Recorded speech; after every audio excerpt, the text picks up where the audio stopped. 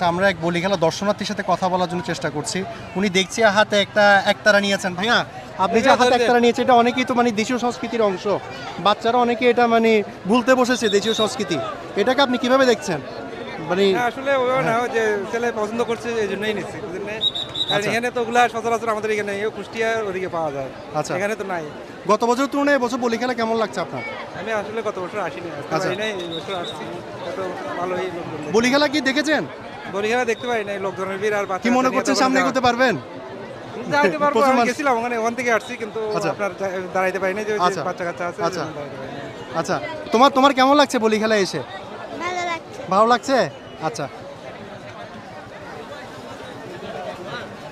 আচ্ছা, আমরা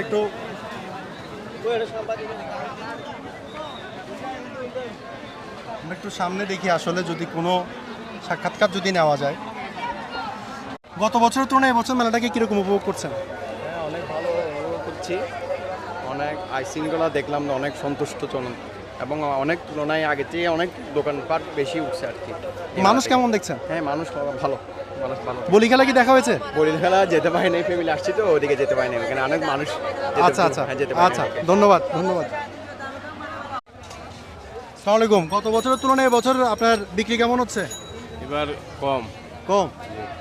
আচ্ছা, সামনে কি বিক্রি বাড়ার কোনো মানে প্রত্যাশা দেখছেন কালকের দিনে? বুঝতেছি না বুঝতে, এখনো বুঝতে পারছেন না? হয়তো পারে। হতে পারে। আপনি এইসব পাখা কোত্থেকে নিয়ে এসেছেন? সিলেট থেকে। ঝিনাইদহ? সিলেট। সিলেট। জি। আচ্ছা,